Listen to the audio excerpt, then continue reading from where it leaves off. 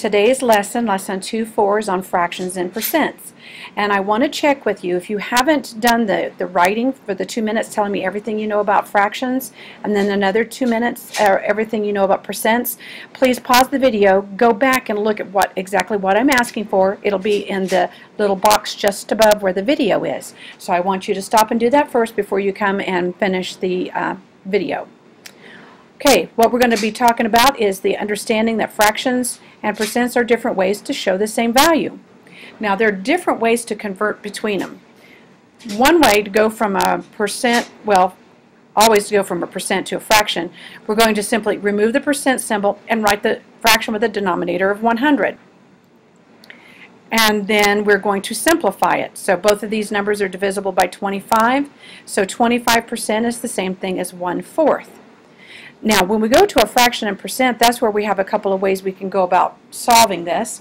First of all, we need to write and solve the proportion.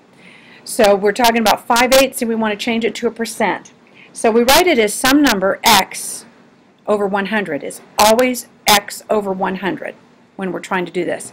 Then you cross multiply. Now remember, the only time you can cross multiply is if there's an equal sign between them. I know after I've taught students this for a little while, they'll see a times sign between it or a plus sign and they want to cross multiply. The only time you can cross multiply two ratios if they're set equal to each other.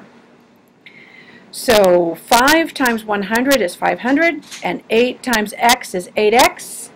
And then to solve for x, we simply divide both sides by 8. So we get 62.5. And all we have to do is put the percent sign on, so we know that 5/8 is the same thing as 62.58%. Okay, there is another way that we can go about changing a fraction to a percent. All we have to do is go 5 divided by 8 and then multiply it by 100. So 5 divided by 8 is 625 thousandths. Multiply that by 100 and it's 62.5%. So we're going to practice both ways in this, but when you get to solving these kind of problems on your own, working word problems and that kind of thing, it's your choice. But aren't we in essence doing the same thing here? Aren't we having to divide the 500 by 8, but the 500 is first multiplied by 100. So we're doing the same thing, just in a different order. Now, it's very good to memorize commonly used fractions and percent, such as 1/4 is equal to 25%. You might jot this down.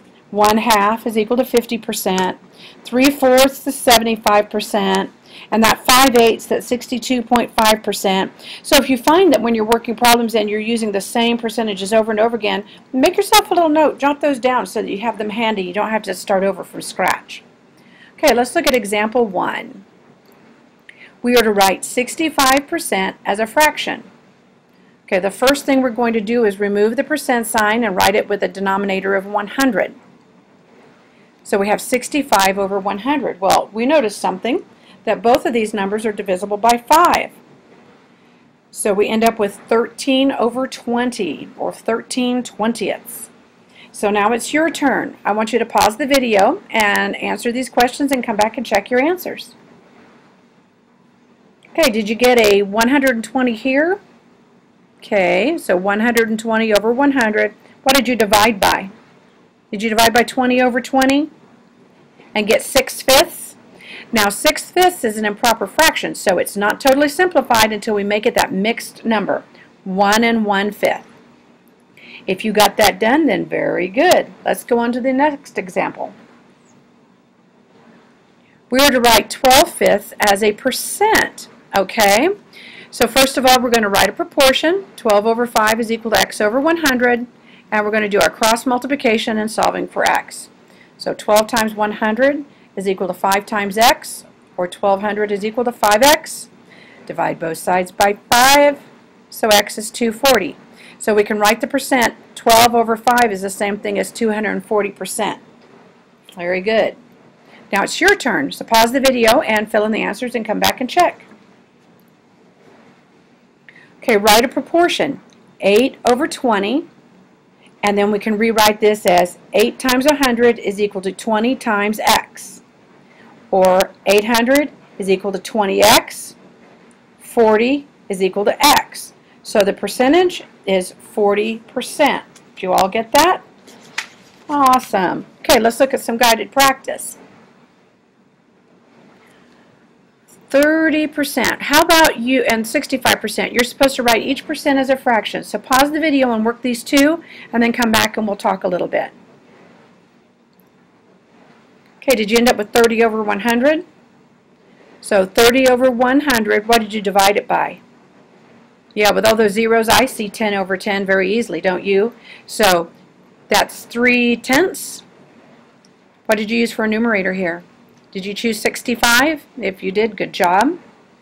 65 over 100, so what are you going to divide both sides by? 5 over 5, very good. So you're going to have 13/20. Awesome. Okay, some more step-by-step practice. I want you to pause the video and work this one, and then we'll come back and discuss your answers. Okay, first of all, step 1, we're to write a proportion. The fraction for unknown percent is x over 100, and we need to put a 9 over 4 here. So we're going to have 9 times 100 is equal to 4 times x, or 900 is equal to 4x. So x is 225, so our percent is 225%. Okay, here are some problems. I want you to pause for a minute and work. Write each fraction as a percent. So pause the video and fill in all these blanks, and then come back and you can check your answers. Okay, so I'm going to give you a moment. You can pause the video and check your answers. It should be pretty self-explanatory. If you got something different than your partners, you can discuss it with them, and then come back and we'll do the next part. Now we're going to shake it up a little bit. You're going to write each percent as a fraction and each fraction as a percent.